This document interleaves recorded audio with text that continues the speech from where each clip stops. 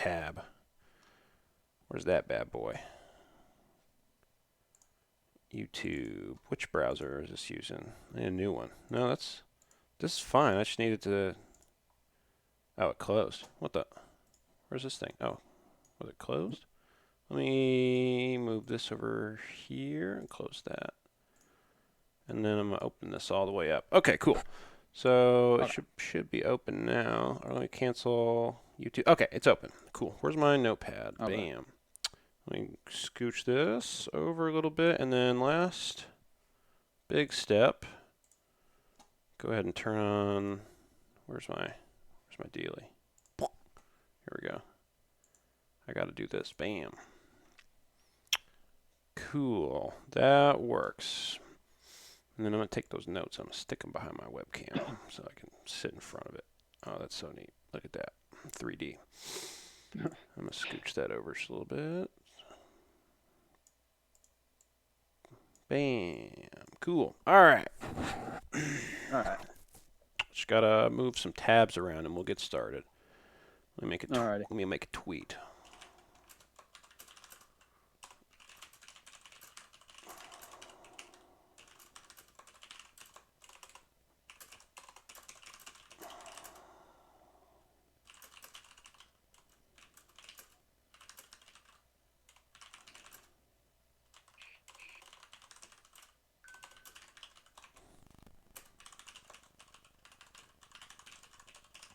Nice. I had to set up everything from scratch, unfortunately. No, it's okay. I'll live.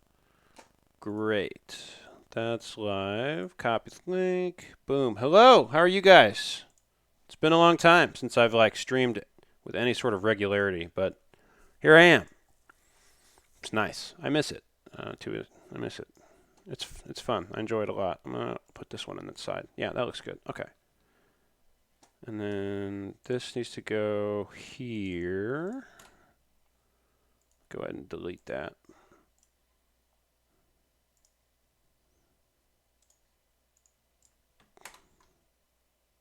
Hawk my stuff, and we'll get going. One more. Bam. Cool. Okay, what's up, dude? Hey, that's good. So we're going to take a look at some of these VODs, right? We got 3 of them. Why did you put them in the order that you did? I put them in chronologically. I also just felt like the first one was a little bit longer and maybe a little bit more pauses to see my approach that maybe we could look at first. That's kind of what I was most interested in. I see. Okay, let's take a look at that then. Let me make this window. Okay. What's the best way I can make this window bigger? Okay, I started it. Yes. Okay, cool. Do I need to move it? Phoenix's audio is a little bit low. I could probably adjust that. That's not a problem. Let me change the output volumes. Can you say something? Hello? Yeah, that's a little better. Okay, cool. Okay. So let's start game 1, right? So here's what I like to do, right? Before a set starts, especially because the characters are rigid, I really enjoy kind of setting a baseline, right, for what my expectations for the matchup are. So if I'm looking at this matchup, right, no matter who's playing it, we got Mario versus King K. Rool, right? This matchup is terrible for King K. Rool. Yeah. And it's terrible for Rool because combo food. I would also say that he gets 0 to death at non-tumble percents, which is really dangerous because that means that there's just no counterplay, and if you get touched, you just explode. I would say Mario has strong edge guards against Rool. Yeah, I would say that. And then I'm trying to think. Cape is good against projectiles. So, goals, right? What is Rool's goals? Rool goals. Number 1, do not get hit. Number 1 goal. So in this matchup, King K. Rool cannot box Mario whatsoever, and if Mario gets on him, it's going to be very scary at all stages of the game. So his main priority is I need to never get touched. And so how do you not get touched? Well, it's easy. You play King K. Rool like Swordy. This means you have to really abuse a lot of his simple moves. So you play very bursty, and you play very cautious in kind of this mid-range area. And you're careful about, so like when you play like a sortie, you want to really rely really hard on fair, bear, dash attack, dash grab, and yeah, and then I would also focus on anti-airs and whiff punishment. So this is what rules main goals is. 2, I'm trying to think about what the other one would be is do not get grabbed. That's just as bad, DBH. Do not get grabbed. Getting grabbed is just death for King K. Rool, or it should be. You're cutting out a little bit there. I sure hope not. I feel like I have... No, I'm getting a solid 60 KB up. It's probably just your internet connection, man. Can you hear me okay now? It probably is. A little bit, yeah. Yeah, you're kind of cutting out just a little bit. So hopefully that gets a little better on your end sooner than later. Okay, just let me know if I start to cut out again, okay? Okay. Sounds good. I can hear you great right now. All right, so... Okay, yeah. I'm trying to, because I'm on my phone right now, I'm trying to like close some windows and stuff like that. No. It's all good, man. It's all good. So these are kind of the main goals. And like you'll notice that these goals are similar but not the same, right? Don't get hit, do not get grabbed. Like these have different things to be careful for, but the objective is the same. Like how do I not get grabbed? Avoid bad aerials on block. This is very important. It means you need to space aerials or you need to use aerials that are safe enough that you can still ambiguously punish stuff. Careful about letting Mario get in with Bear. So like Bear is a really good poke tool, but at some percents Mario can actually combo Rising Bear into Landing Bear into more follow-ups. And so you have to be extra cautious around these percents because Mario's poke and his most bursty option is his combo starter. So I try to be extra cautious and play super lame when those percents happen. Okay. I would also say that a third important thing is ruthlessly delete Mario off stage. I think King K. Rool does really well at edge guarding Mario. I think he has an extremely acceptable set of tools to edge guard Mario. And as long as he's not getting killed off of one interaction, it's going to be fine. Like, it's not going to be a big deal whatsoever. And so this brings us to Mario's goals, right? Like, so King K. Rool's goals are really simple. Avoid getting comboed at all costs and convert really effectively when you are in advantage, which that's how any heavy should play, but it's really, really warped because of how bad this matchup is. Like, seriously, you can just die if you get touched. Like, it's bad. Mario's goals.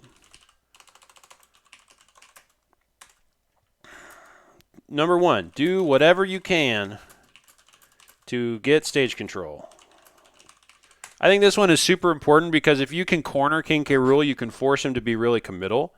And, like, this gives you opportunities to get in. Like, Mario can do damage to King K. Rool really effectively, even if he's at the ledge, because you can just ladder him upwards or backwards. Like, there's so many things that you can do. It doesn't really matter. So for me as Mario, I would much rather always have stage control because this means if I win neutral, he goes off stage. If I lose neutral, I might get another chance before I get edge guarded. So like it's really bad if you get hit once to go off stage because now you're in your weak. Now you're in one of the areas that is a win condition for King K. Rool, right? Is getting edge guarded. So you want to avoid that. And part of the way you avoid that is by holding center stage. Now, since King K. Rool is so heavy, you don't actually need like the whole stage to go kill him. Like you really don't. It's not that big a deal. I wish I could show you this mouse. I can. I just got to change it from. I got to add a window capture. So I would capture. No, not window capture. It would be a display capture. There we go, display capture 4K. I want to display that monitor. Yeah, I can do that. Okay, so now I'm displaying this monitor, and I'm going to go ahead and stick it right here, and I'm going to close that one. Okay, so that works a little better. I'm going to move this over here so that...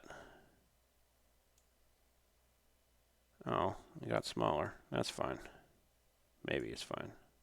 Why is it so big? Oh, I know why, because this is... There we go. Okay, format, font. Just doing a little bit of housekeeping, just so it's readable. Make it a little bigger. There we go. Okay, that'll work. Okay, cool. So, hold center stage, right? Center stage is super good. If I touch King K. Rool, he dies. Super important. The reason why this matchup is bad is because when a confident Mario, if he touches you, he has to know his route's cold. This matchup is only bad for King K. Rool if you actually follow up on the promise of, if I touch you, you die. And so I think there's like, this is one of the hard parts about Mario, is that some matchups you rely, like heavies, it's like, oh, they're combo food. But what if you're really not that great at the combos? If you're not really that great at the combos, then what's the downside, right? Like, who cares? I do 50 damage, but then you don't kill me, so I have 150% left. Like, it's not a big deal whatsoever. This is really important, I think. And against big characters like this, like, you have such generous windows of non-tumble hits done that can combo into stuff and kill him.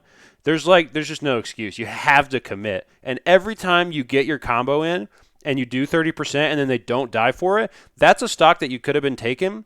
And if you lose that game, you immediately have to go look at that first and go, why am I not converting here? And you need to take a look at that specific combo and you need to say, what could I have done differently to solve this? How can I react to where I'm sending my opponent so that the next time I do get in, they die? I think that's super central to this matchup. Like, Mario doesn't actually body heavies unless you kill them off of one-touching them. That's like why it's bad. If you can't do that, then why is it bad in the first place? It's not. Now you're just stuck with all the things that you don't like about him because his big arm starts swinging and you're like, I can't get in. This sucks. And that's like a central theme of Mario, this idea that if I get in, everything is worth it. You got to make it worth it first. Focus really hard on making sure that when you do get in, your opponent is suffering. Your opponent should be terrified of you getting in. Okay. Number 3. If I touch King K. Rool, he dies. It's so important I have to say it twice. If I touch King K. Rool, he dies. That should be all that's in your head. As soon as all the big brain stuff is getting in and being patient. Everything else, you can just sit there in training mode and you can just solve your routes. What do I do if my opponent is here with no DI? What do I do if my opponent is here but they hold in? What do I do if my opponent is here but they hold out? You have to have routes for both. You don't get to guess. The best Marios improvise on the fly, and that's because of experience. So unless you have 5 years of experience as Mario, it's going to be really difficult to always kill somebody if you one-touch them. And it sucks because you're going to go watch a good Mario, and it's like, how do they always get the fair? They never make the mistake. If they touch you, they just die. And it's because before they even touch you, they know exactly what they want to do. And even if you try to DI well to break out of it, they'll see you trying to break out of it and go, oh, that's no big deal. I'll just do a different move here, and now you're really dead. Like, you don't have time to think about it. You just have to do it. And you have to play a lot to really understand how to do it. But playing a lot only helps so much. If you don't know how to use a route to push somebody into a spot where you can kill them, you have to go figure it out. Like, there's no point in continuing to play. Go figure it out. Watch videos of Prodigy and Master Mario. Watch them kill 0 to death people. Look at the percents, look at the rage, look at the character, look at the position on the stage, and try to understand the decision making that they're doing that lets you tell the difference between when they do up airs and when they do nairs. That's the best way I can use to describe that. It's so important that Mario kills King K. Rool when you touch him. Everything else is like tremendously ridiculous. Okay, number 4. Don't overextend. What does that mean?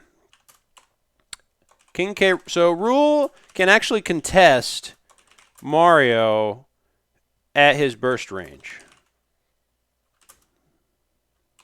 He just can. So like you have to be patient, right? Generally speaking, it's a good idea for Rool to swing first, because then at least you're guaranteed enough frames that you can get out a move. Something that I think you'll notice a lot as these sets go on is you'll throw a move and it'll either get stuffed or trade, and it'll be bad for you if it trades. And that's specifically because you're playing into King K. Rool's win condition, which is do not get hit, sub goal, play like a sortie. If you are trading with a character who out hits you blow for blow, you are not playing to your win condition. You do 50 damage over 7 hits. He does 40 damage in 2. You have to understand what the different goals are. He doesn't want to just hit you. He wants to trade. To trade 2% off the first hit of your down air, and then you take 19 from his forward air or something. Like that's what he wants. So you have to deny him that condition. Don't overextend. Be aware if Rule is aggressively posturing. And I'll explain this one a little bit later. It's really apparent. You can tell. There's a signature feel that will be very easily identifiable. It's really difficult to ignore it once you start paying attention to it. Okay. So that, I think, is a good place to start, right? So let's get into the set. We've talked for 15 minutes now. I think we have a really good understanding of, on the surface, what should be happening. King K. Rool wants to go for trades. King K. Rool doesn't want to get comboed. He really does not want to get comboed. Mario doesn't want to trade. He wants to hold center stage, and when he gets in, he wants to fuck King K. Rool up really bad. He wants to jack him up and toss him in the trash. Yo, what's up, dude? I appreciate the follow, Ryan. So let's get into this set. Let's see what happens, right? So we start immediate posturing. Look at this. So describe to me what you're seeing. Okay, and before you do that, I'm going to liken this to chess. Have you played chess before, Chase? No, I have not. Okay, so in chess, there's this concept called openings, right? And this is not matchup specific. We're actually going to segue a little bit here. We're going to talk about this idea of openings. Okay, that makes sense. That would definitely explain why this has not been scrolling like I want it to. It's because I need to do that. Yes, big brain. Okay, so the concept of openings. I think this is really important. In chess, there's this idea of an opening. It's defined as the following. A default option that you do before you have any information about your opponent. And it's a good option because it is designed to beat some things by default. Even if you don't know that I'm going to do them or not, it will beat some things. Does that idea make sense to you?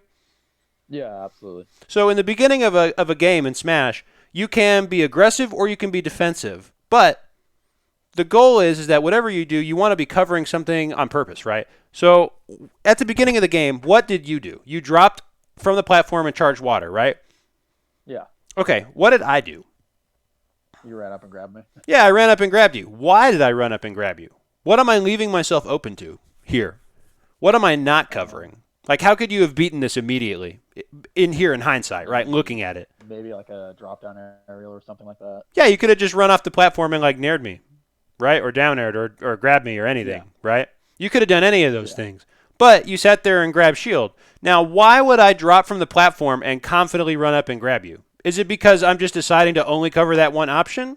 If you think about it, it doesn't meet the definition of what an opening is because it only really covers like one option, right? So if I'm committing super hard to this one idea, that means something is wrong. And keep in mind, we've been playing for a little bit, right? We played like 15 or 20 games before this, right?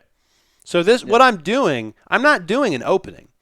I'm taking advantage of prior information. And the information is that you are passive. Now, I want you to pay a really close attention here in the difference in words. You're not being defensive. You're not being aggressive. You're being passive. This is bad. There's no such thing as being passive in Super Smash Bros. There's no such thing as being passive in fighting games. When you camp somebody, you are not running away. You are not being passive. It doesn't exist. It's not real. You are being aggressive or you're being defensive. And any kind of posturing or positioning that happens as a result of that, even if you are standing there doing nothing, always will fit into one of those two roles. I can stand there and do nothing and still be aggressive. But you right here are standing right here and you are not being aggressive or defensive. And generally this happens because you're uncertain of what's going on or you're scared. So let me give you some ideas of what you could possibly do to be safer here. So King K. Rool doesn't have a good airspeed, but he does have a good ground speed. So if you really wanted to be defensive, you could charge water right away. Would it be safer to charge water on the ground or on the platform? The platform. I guess. Platform. Well, for one, because you don't have to drop down first, right? But True, two, true. King K. Rool is going to struggle to get to the ground and then also get back up there to hit you. So if he starts running at you like this, you'll have like half of a second to react and go, oh, he's running at me. I'm going to play defensively and jump backwards. Does that make sense? Yeah, yeah. You can tell the difference like in the intent there, right? Both times you're charging water, but one time you have a plan for what your opponent's going to do. And this all comes down to paying attention to what your opponent wants. And so, like, if you do this drop-down water method, right? What if I drop from the platform and just throw crown? Are you going to be as in a hurry? No, but you have to actually watch what I'm doing. And so for me, like, if you just drop water, or if you drop down and then immediately shield, that says, like, oh, I'm doing something, but I don't know what, so I want to protect myself. Like, you're flinching, you know? And that's not going to get you anything. You're not covering anything. You've chosen an option that will stalemate a couple of moves, but lose to others, and you're not really putting yourself in a position to beat anything, unless I just hit your shield badly, like with a dash attack. But people don't really do that all the time, unless you stop shielding, and then they do. Anyway, we're going to restart the set, and we're going to continue, now that we've talked about this idea of openings. And I hope we get to the set 2, or like game 2 or game 3, because I suspect we're going to talk about openings again. And I want you to be looking at the beginning of games with more purpose, right? Like, what can I do? What are some openings that I have? You don't have to reinvent the wheel. Just watch good players and see what they do. Sometimes the correct answer can just be, hey, I'm just going to run up, assume you won't do anything, and grab you. If it works, why not? But when it stops working, you got to have a different plan. Okay, here's the top, right? Here's the beginning. That's true. Don't worry about it. 33%. Ah, okay. This is super scary. Okay, so hold on. Hold on. This situation here, right? We're talking about... We're going to talk about resiliency offstage. We're going to talk about resiliency offstage. So this is like tips for offstage resiliency. Number 1 rule. Never double jump without a purpose. Rule number 2. Never double jump without a purpose. It's so important I have to put it twice. In fact, I'll put it 3 times because it's that important. Never double jump without a purpose. Porpoise. It is that important. Do you know why? What happens if you're off stage with no double jump? You only have your uppie as a resource, pretty much. That's right. So even if you can make it back to the ledge, how many options do you have compared to if you still had your double jump? Like almost none. Sure. Almost none. Yeah. You get to press the button as late as you can, or you can do it a little early. This situation right here. Look at this angle. Realistically, can you tell me with a straight face right now that if you double jumped, you would actually get over me? True, yeah, no. Are you actually going to get over my character if you tried really hard? If you're like, hey, I'm just gonna go for it really hard and it's gonna work, man. No. No, it's not. And it like when you take a picture like this, right? When you look at it and you really think about it, you're like, wait a minute, this is silly. Why did I do this? It doesn't make any sense, and it's because you're not thinking about it. Hey, look, it's that thing that I just said. Without a purpose. It's big words. The small word is, why are you jumping without a plan? You need to have a plan when you jump. You need to have a reason that makes sense. And right here, there isn't one. There just isn't one. Now look what happens afterwards, right? So you get hit. I want you to pay attention to this jump. So this double jump, right? This double jump, we're just going to look at it a couple times. Right here, you double jump. So with this double jump, after you get sent flying, is there like any restrictions on when you're allowed to jump? Can you jump right away after I hit you? I mean, if there's hit stun, no, but... No, you can't if there's hit stun, right? But what happens if you're mashing jump after hit's done. You'll jump like the frame that's possible, right? Yeah. Okay, so look at right here. Was this jump on purpose, or was this jump just because you're mashing jump because you got hit? Mashing. So what purpose does jumping all the way out here do? Now look at this. Mario's going to go up here, fall down. You're going to be right here. You're not even above the stage yet, and now you have no jump. Yeah. And like, I'm not going to mock you for this. It's not an obvious idea. It doesn't really, like, it's not going to click until it's pointed out in front of you and you go, oh, well, this seems foolish. Well, yeah. So what are some options that Mario would have here? What could I do to get back to the stage without my jump? Am I going to make it back to the platform, like the main stage? Am I going to get there without a jump? No. Absolutely not. Is that a big deal? What percent are you at? You're at 33. If you go to this ledge at 33, is that really going to be that big of a deal? No. No. So what? If I ledge trap you, even if I hit you twice, you'll still be at what, like 50%? And then you get back to stage? Now, what makes more sense? You go to the ledge and you potentially reset neutral without taking any more percent, or you double jump and risk dying at 40 because you get gimped. And like, it's a question that doesn't need to be answered, right? Because it's like embarrassing to say, like, of course, if you double jump, the risk sucks. And look what happens, right? You jump. I see you jump. I have plenty of time because you're so far away. So I jump. Uh-oh. You see me jump. Now, you already know that I have more range than you. So there's no point in trying to hit me, right? Because I'm just going to outrange you. So what other options do you have now? Nothing. You have no options. And it's because you put yourself in this position on purpose. You went from having a bunch of options to get to this part for free to now you have no options and you are completely at my mercy. And the thing about having more range is I can sit here and wait for you to panic air dodge because I have more range. Even if you press a button, I can just wait because I choose what happens right here. This situation right here is very dangerous if you don't have more range. General rule of thumb. It's very easy to apply. If I have more range than you and you are in the air and I am not, you are in disadvantage. You know why? Because I know your maximum airspeed. You literally cannot protect yourself any higher. You cannot go any farther than this. So I can put my character right here.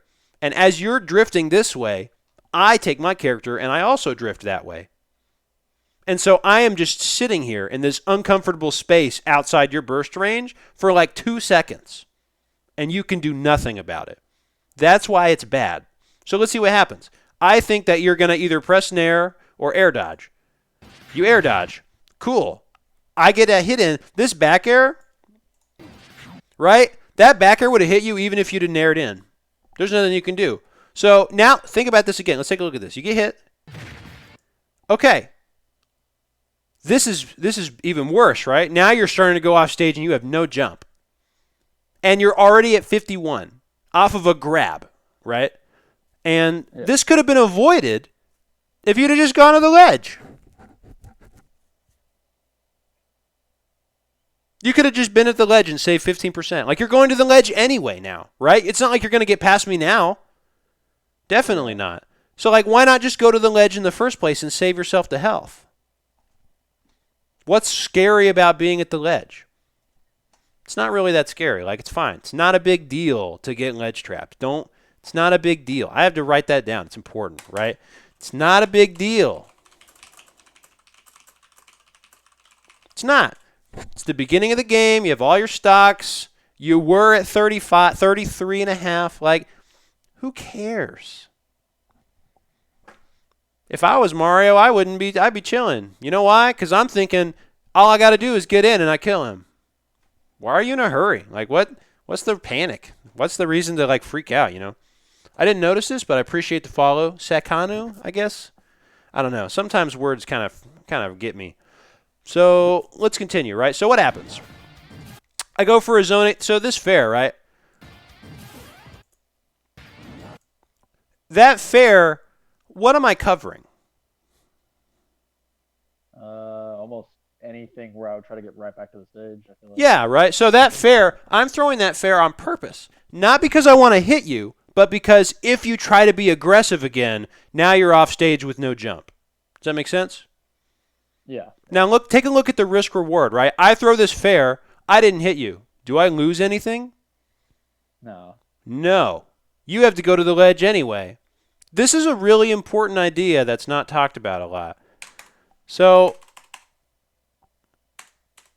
skew your interactions so that you always can cover the most aggressive option.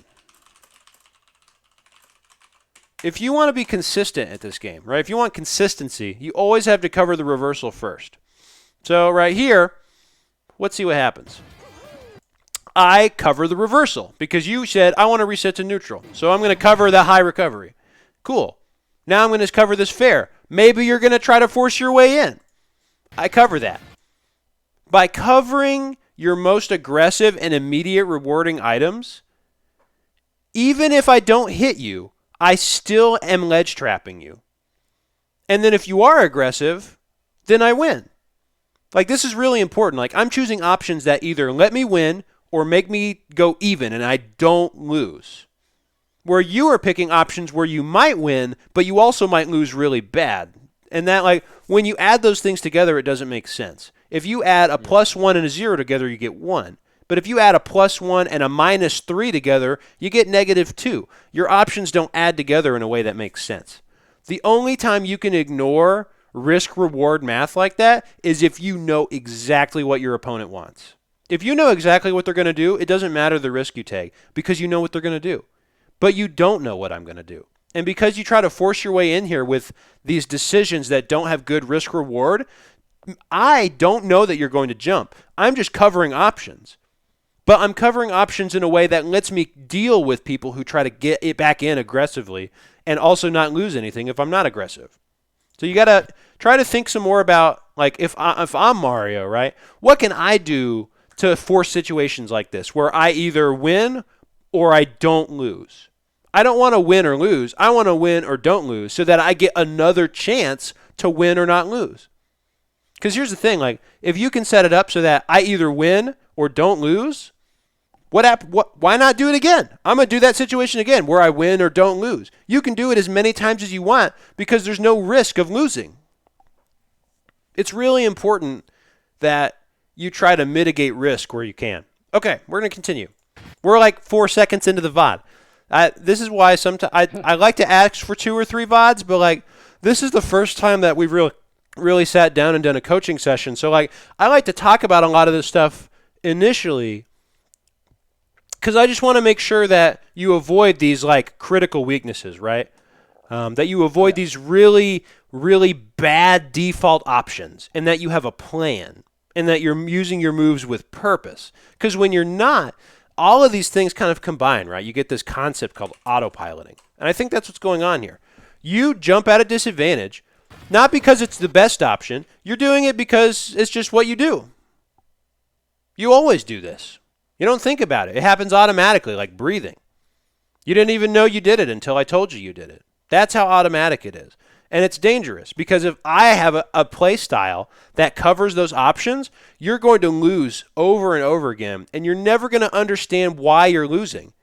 Because what if someone told you that if you were breathing, you lose, but you don't get told that? You just play this game, and you win the game by holding your breath for 2 seconds, but I don't tell you the rules. And so you just sit there and you keep breathing.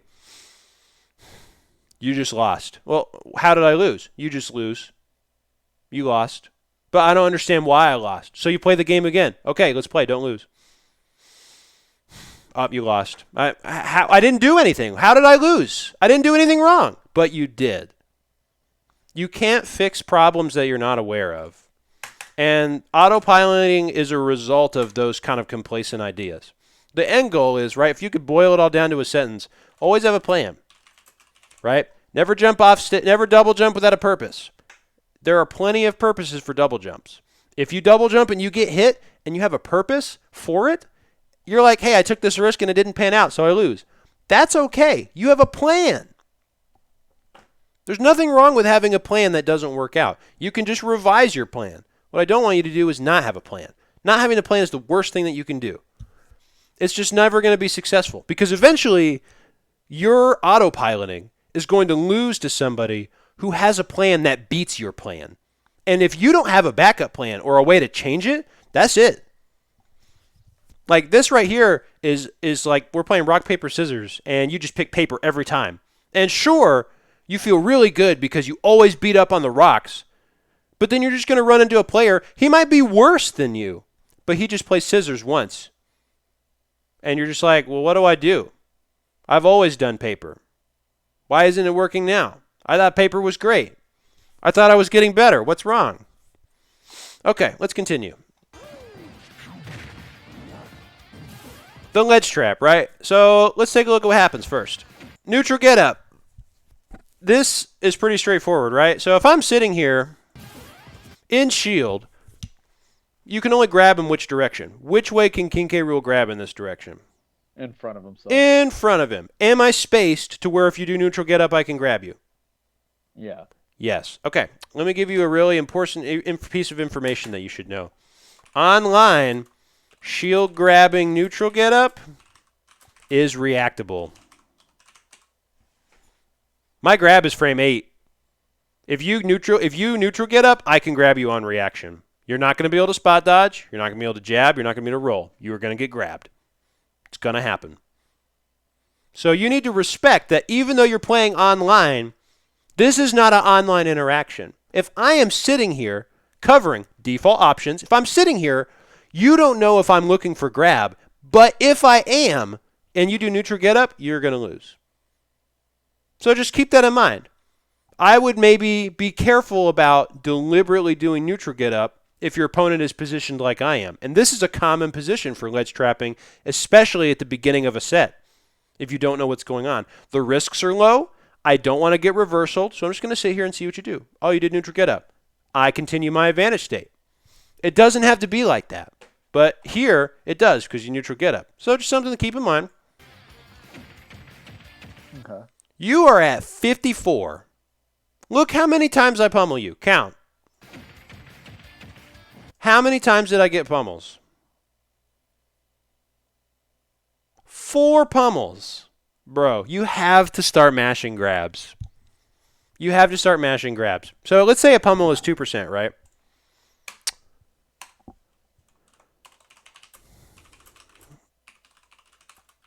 Always make your opponent respect your mash.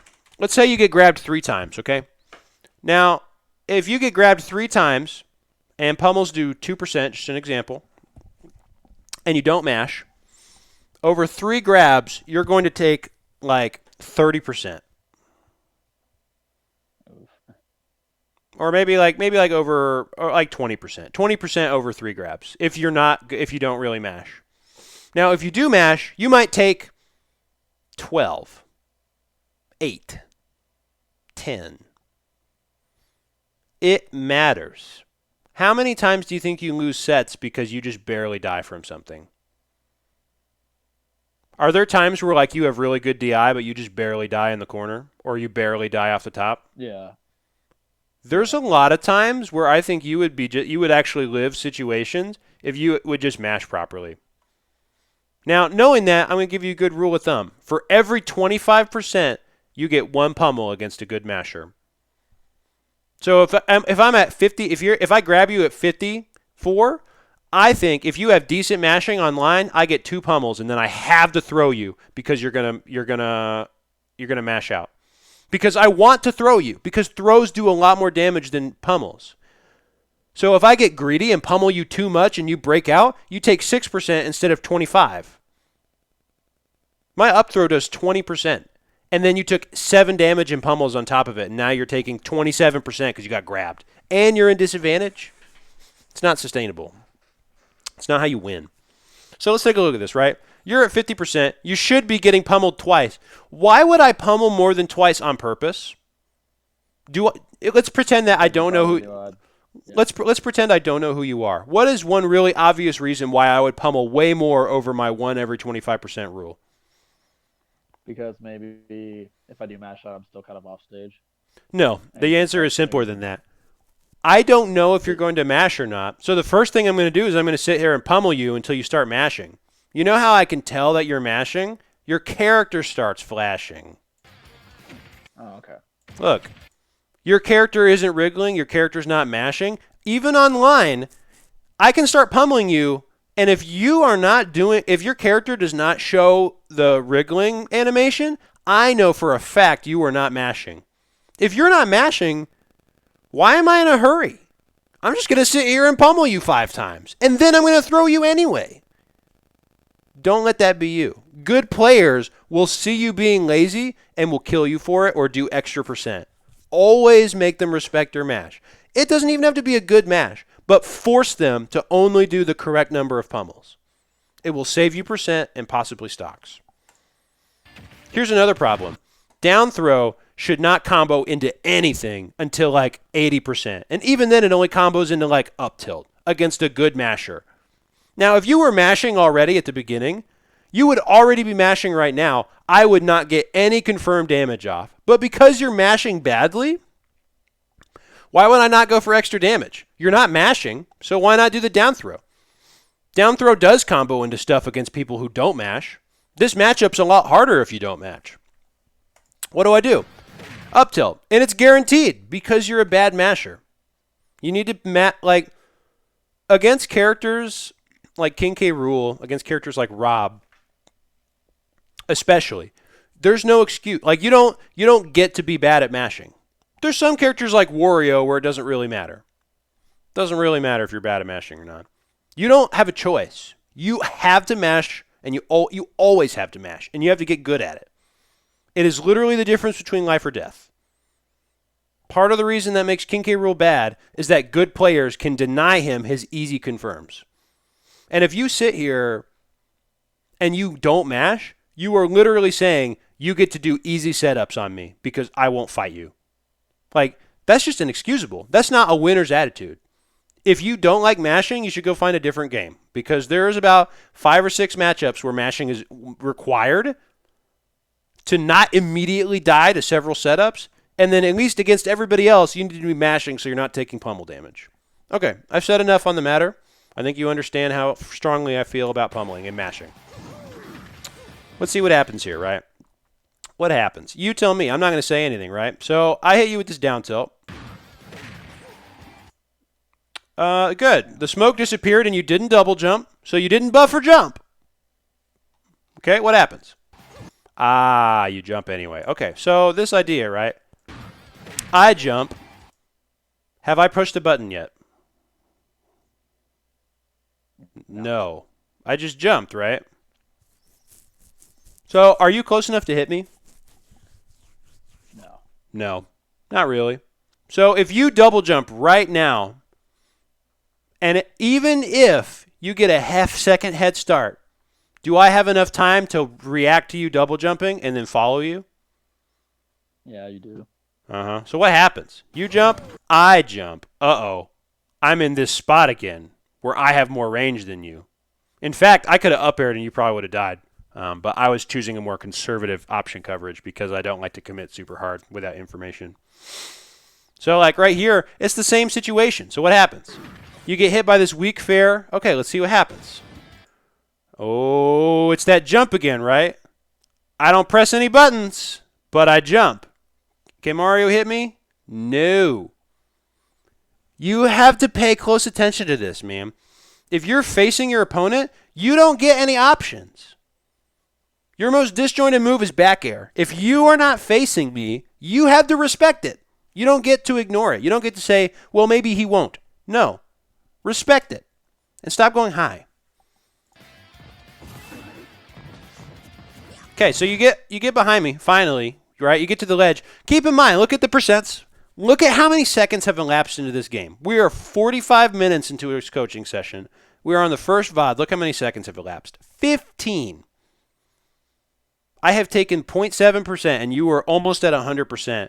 from one grab because you dropped platform and held shield, and then you kept trying to recover high at the ledge, and you didn't mash. Like, all of these little things added up. And it's really important that you take time to separate each one of these little ideas and you focus on all of them, because these are really basic ideas. Reserve your double jump. Be cautious when trying to go back to the stage. Be content to go to the ledge. These are all things that shouldn't be big. These shouldn't be a big deal. Like, you should be okay with those things. So we're at 90%. You connect a little piece of up B, and because I nair, you get the roll behind me. Cool. So we reset, right? Okay, so win conditions, right? You have center stage. What happens? Uh-oh. You just immediately get hit again. So let's break this situation happens a lot. So let's take a look at this. So when you're jumping, what's the goal, right? To hit me with your back air, right? Yeah. Okay, there you go. So at some point, I'm not going to ask rhetorical questions. I would appreciate the dialogue. So you're trying to shoot the back air. You're like, okay, I'm going to play neutral with back air. But you're not actually paying attention to where I'm at right now. And you know what you're doing? You are delaying your back air. What is the main reason why people delay aerials? I was going to try to space it.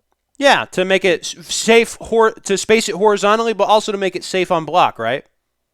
Yeah. So what happens here? Why did you get hit? Me out of it. Did I beat your back air? No. What actually happened? You just react and outrange it, or? I didn't react. Look at this. Look at this. We jump at the exact same time. Did I react to your jump online? No. No, you didn't. No. No, I didn't. Now, the jump was not reacted to. What about my fair? Your fair was. No, it was buffered. Take a closer look.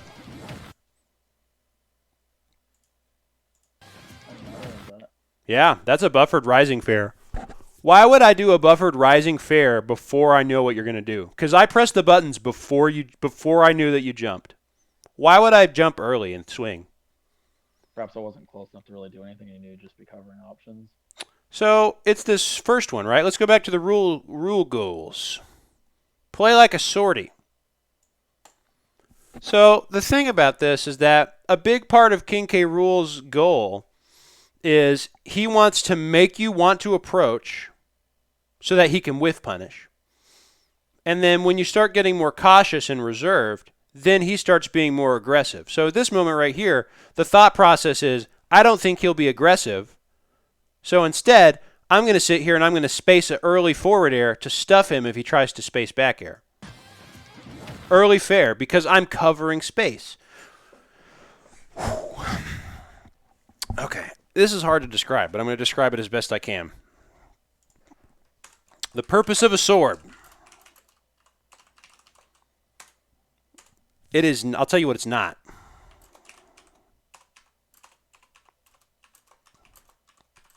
To hit someone. The purpose of a sword is not to hit somebody. If I have a sword, my goal is not to hit you. That seems kind of counterintuitive. Why wouldn't I want to hit somebody with my sword? That doesn't make any sense, Ben. This is stupid. Okay, here's what swords are actually for. Swords are for controlling space. Swords are for controlling space. That is what they're for. What does that mean? That means that even if I don't hit you, I am covering an option.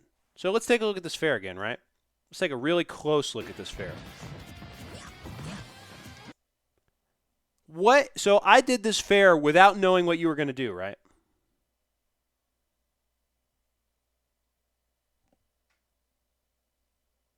Hold up. Your connection holding up? Yeah, it like lagged out for a second there. I don't know. Okay. Last thing I heard was let's take a look at this fair again. And then Okay, so let's take a look at this fair, right? So I'm doing this rising fair. It's buffered. We jump at the same time, so it's already proven through the footage that this fair is not reacting to you at all. So What happens if Mario doesn't do this? What happens if Mario just stands here at the circle where the Pokemon ball is? Do you get hit by my fair? Hold up, you were cutting out again a little bit there.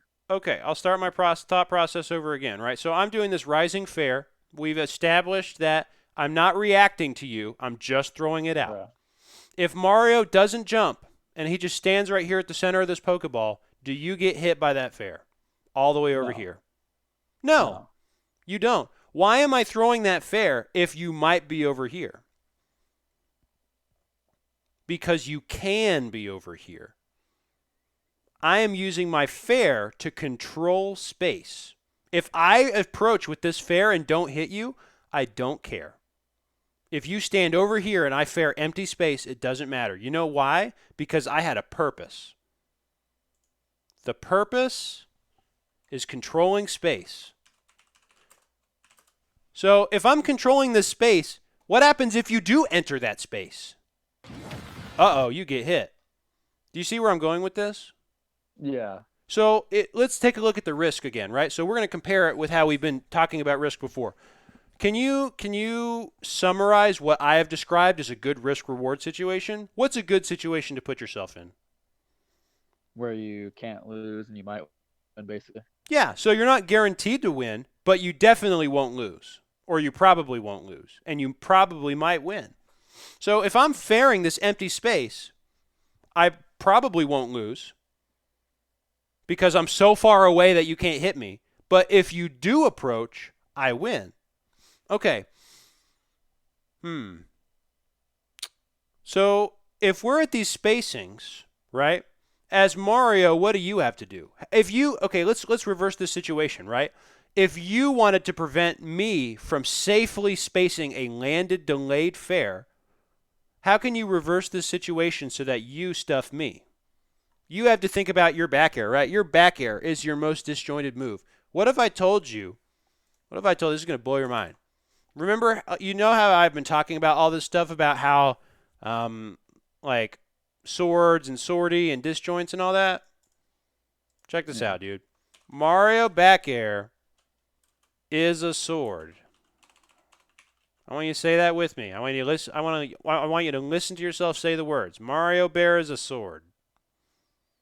Mario bear is a sword. Excellent. Okay, so knowing that Mario bear is a sword, what is the purpose of a sword? The purpose is to control space.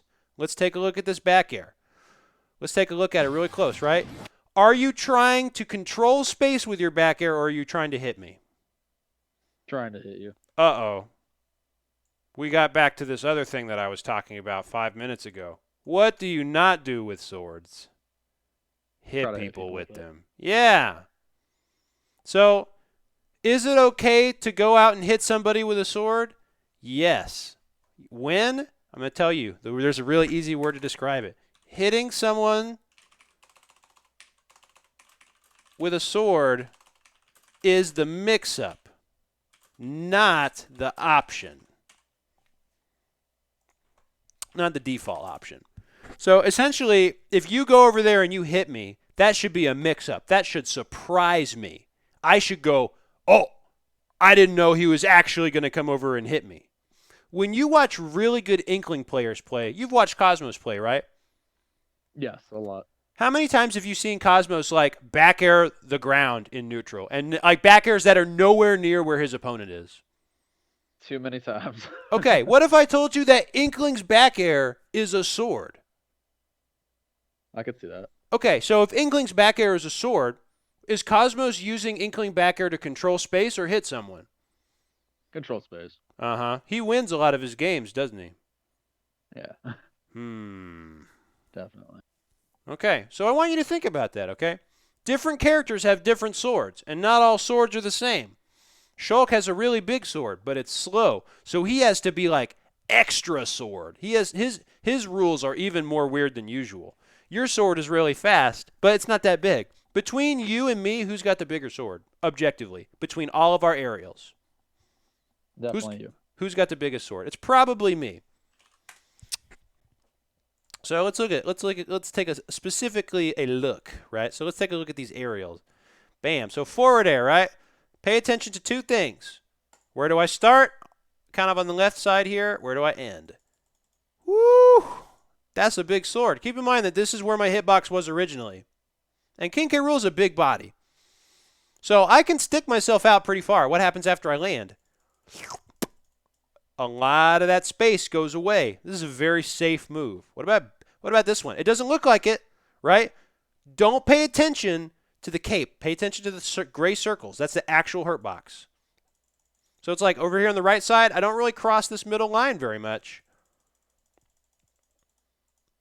Oh. I'm over here on the line almost. So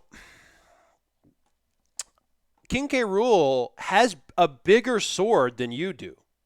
Now, I know that's a really weird sentence to say, but I would hope that in the 50 minutes that we've been talking together, like, you understand completely what I mean when I say that King K. Rool has a bigger sword than you.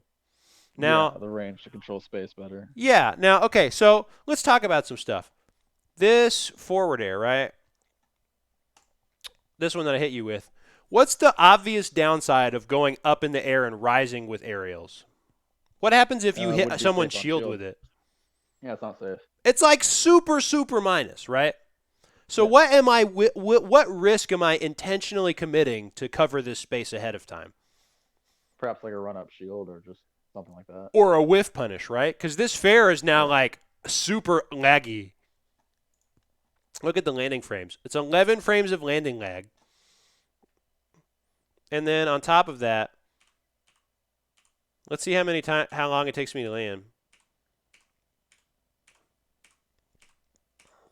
1, 2, 3, 4. So you have 14 or 15 frames after I land, like after I miss, to actually do something. Now, I'm not a particularly fast character, so even after those 14 or 15 frames, I still have to do the startup of my next move. So if that forwarder misses, do you think you have plenty of time to get in and do whatever you want? Or enter my scary range since you're stubbier than me? Absolutely. So you need to understand, man, like when this happens, right? When this exact situation happens, I want you to think about this. This situation right here. When you get stuffed like this, I want this to be like a little red flag in your skull that said, and I want you to think this. I want you to think, someone is anti-airing me. Is anti-airing my approach. I am preemptively putting out a hitbox because I know you want the space back air. And I want you to think that someone is anti-airing my approach. I should wait. If you had just stood there and waited for me to do that forward air, would you have been in an objectively better position? Yeah. Yes. Do you know I'm going to do it? No. This is playing the game. You have no idea when I'm going to do it. But it's also kind of predictable because for me to protect myself from Mario, I have to aggressively prevent you from back airing. One of the ways that King K. Rool keeps people off of him is by playing cautious and punishing people who try to get in. The other part is I stick my feet out like this, so to speak, and try to swat you preemptively so that you can't sit here and threaten my range. It's kind of a push-pull, right? I play cautious, I play aggressive. By mixing up those zones, it makes people afraid to want to commit because they don't want to get stuffed, but they also don't want to get whiff punished. It's hard to deal with. You have to figure out how to navigate that minefield. Being patient is almost always the answer. Okay, let's continue. Okay, so more of the same, right? I don't like this. You're like, I should protect myself. Back air. Uh-oh. Yeah. I'm nowhere near you. This is a problem that comes from you not paying attention to your opponent. Let's pretend for a moment that I just spent that whole time running towards you. If I'm just dashing in a straight line towards you, what's the most obvious thing that I could do? Either jump up in there or dash attack or grab or something like that. Probably dash attack. That's the most straight. If I'm just running at you, like with no plan, dash attack. So if I'm dash attacking, King K. Rool's dash has belly armor, right? Yeah. Are you going to beat me if you try to contest me? Are you going to win? It's like Palutena dash attack, right? Yeah, Would you contest Palutena's dash attack? No. Why are you contesting mine? Sure. So I didn't even do that option, but it was still a stupid option. What is a different thing that you could have done here that would have just kept you in a better position? Let's watch. What could you have done instead of back airing right here? That would have been really safe. That I can't punish you for it directly. Probably just shielded, honestly. Landed and shielded or something. Landed and shielded, or you could have just gone on the ledge. Right? Yeah. Yeah. Okay. Stuff to think about, right? Like when you're in these situations, I really want you to start thinking critically about like I'm not being comboed. Whatever happens is not true. I'm in the air against my grounded opponent. I am in disadvantage. How can I get out of disadvantage? Step 1 to getting out of disadvantage, get on the ground.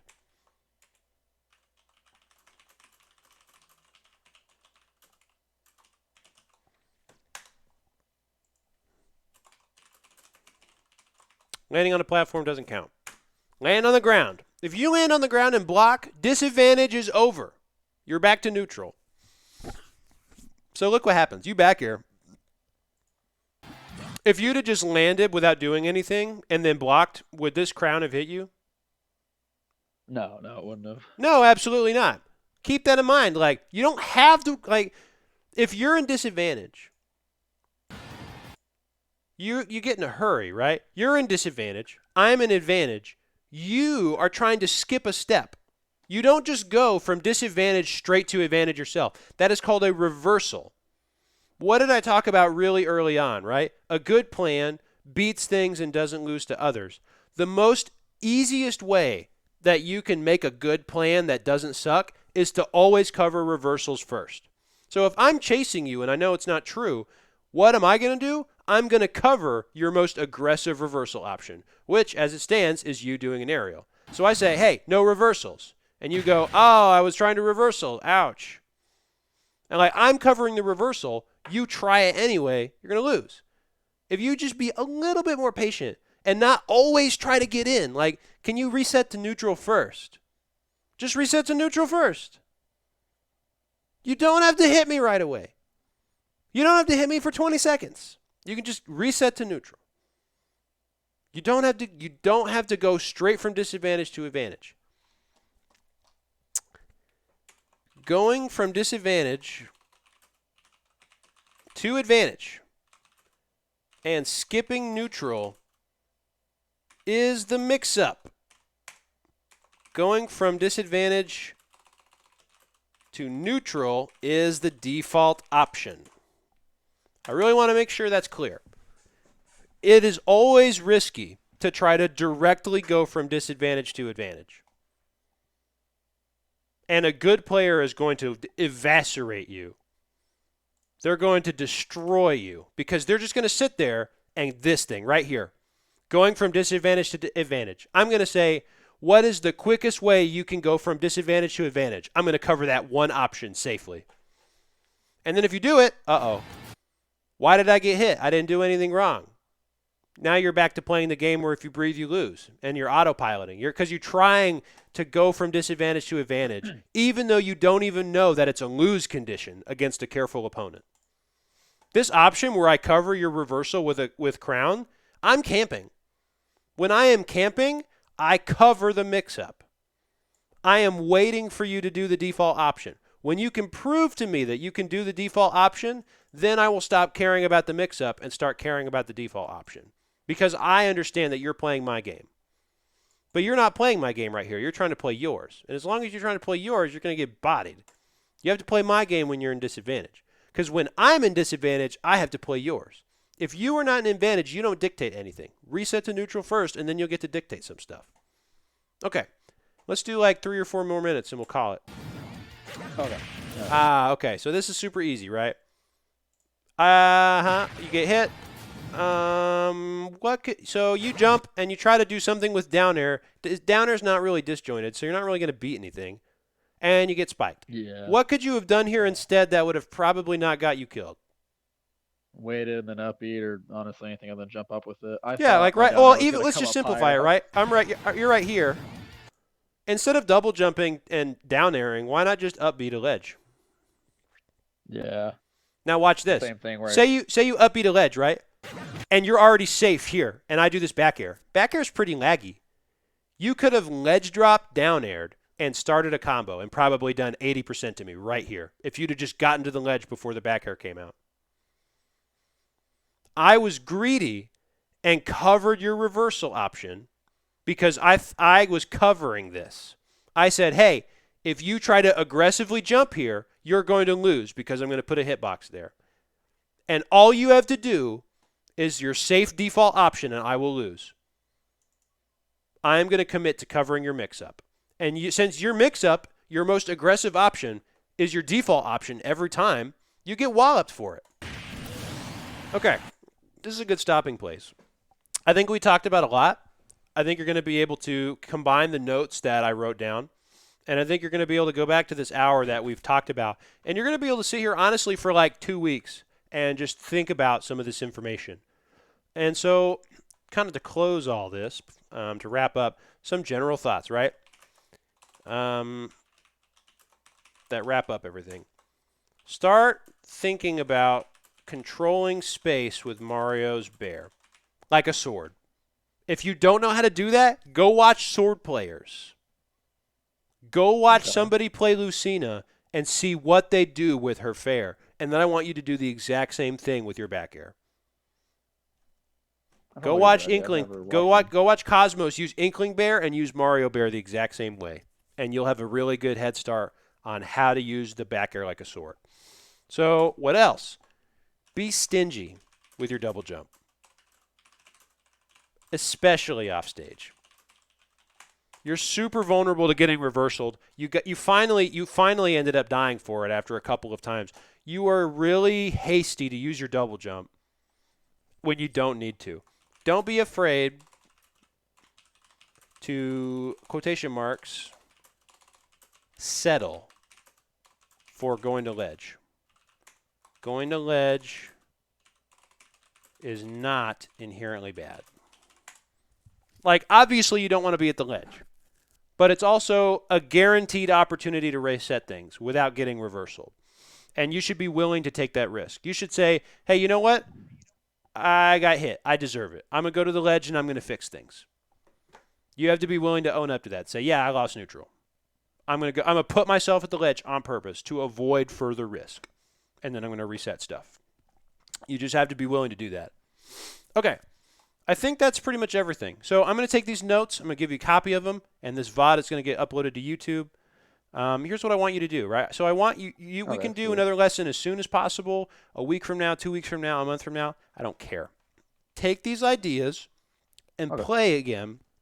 And then the next time you play a game and you're like, dang, I didn't really know what to do, save the VOD.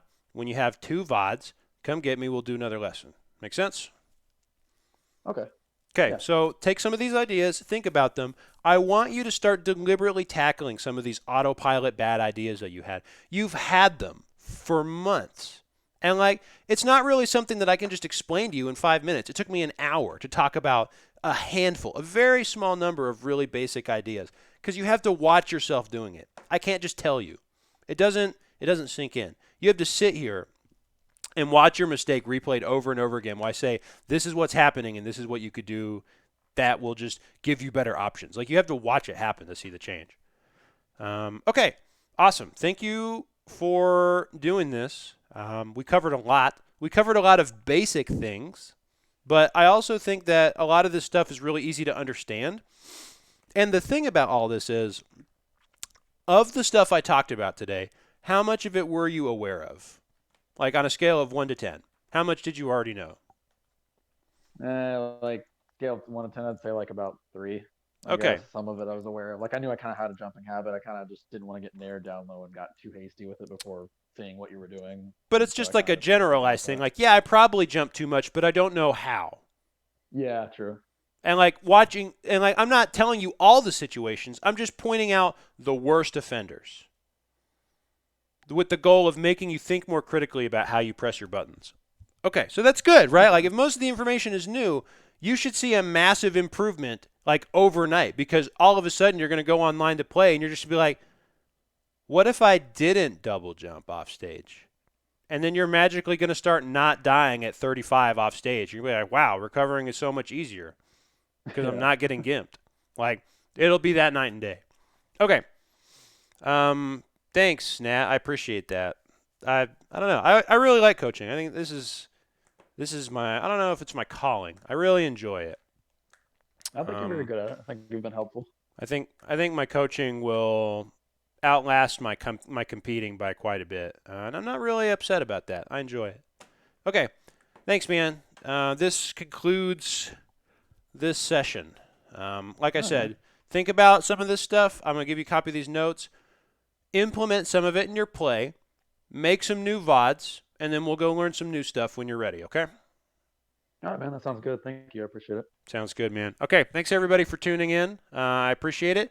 I will now spend the next 5 minutes or so just here loitering. If you have a question about anything I've talked about tonight, you can put it in the chat, and I will do my best to answer it for the next couple minutes. I'm going to go get a drink, and then whatever I see there, I will answer. Say hi to Goose. He's napping. What's up, Goose? I got to turn off my thing. The show's over. It's question time. Hey there, bud. Hey there, Mr. Goose. What's up, dude? It's the Goose Cam. Say hi, Goose. Oh, yes. Yes. The Goose pets. Oh, yes. So precious. Yes. Yes. Goose. Psst, psst, psst, psst, psst. Oh, you're so sleepy, aren't you? You're going to have to do this. Bam.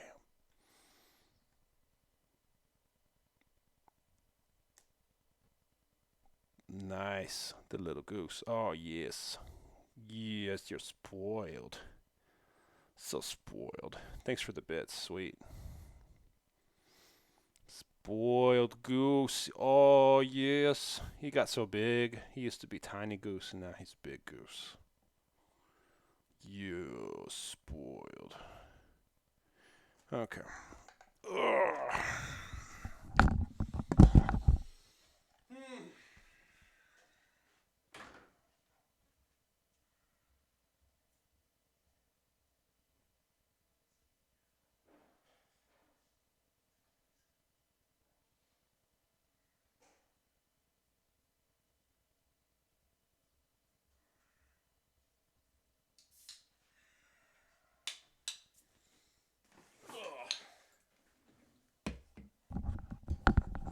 Oh, so Yanni. Yeah. What's up, dude? Yes. Yes. Oh. Yeah. Zaw, is that your favorite spot right there? Is that your favorite spot? Yes.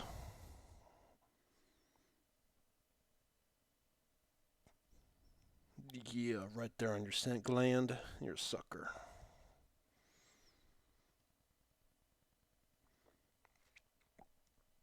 I agree. And that's I think something that's kind of overlooked, right? Is that double jumping early is like it's one of those things. Ramses talks about this a lot. It's a critical weakness. Like there's so much little stuff I can talk about, and none of it matters because you double jump early, and it'll just cost you sets for like no reason. Like whole entire sets, entire games, entire stocks, all of it. It's just you can't improve until you address it first. It's definitely one of the worst autopilot habits to have. It's one of the easiest to have because of the generous buffer system that makes it trivially easy to press buttons that you don't need to be pressing because it removes the agency from them.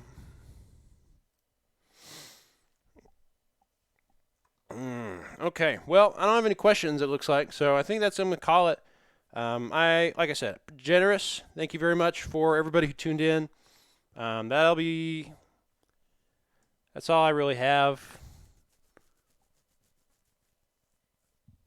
Yeah, no, thank you very much, you guys. You guys have a nice night. I will definitely do some more pings the next time I get a session lined up. I know that Zeal wanted to do some stuff, and I might have another guy who wants to do a session as well. So, like I said, if anybody's interested, I'm definitely really trying to push myself to make myself available to do these kind of coaching sessions because I want to coach. I want to be teaching. so that I can work on how I talk about the game and I can say my ideas better with less words that make more sense. Because that's what I really want to do is be able to take an hour of ideas and then like make it so that I can teach that in 15 minutes or 20 minutes without having to talk about all these like wordy examples. I can just use small ideas and just say boom, boom, and then you understand. And then you understand. That's all. That's all that's necessary. Okay, you guys have a nice night. Say goodbye to Goose. He's napping. He's not very active. It's hard to see him with the 50 millimeter lens on there anyway. Hey there, bud. Yes. Yes, you're so cute. Yes, spoiled. Cutie. All right. Night, guys.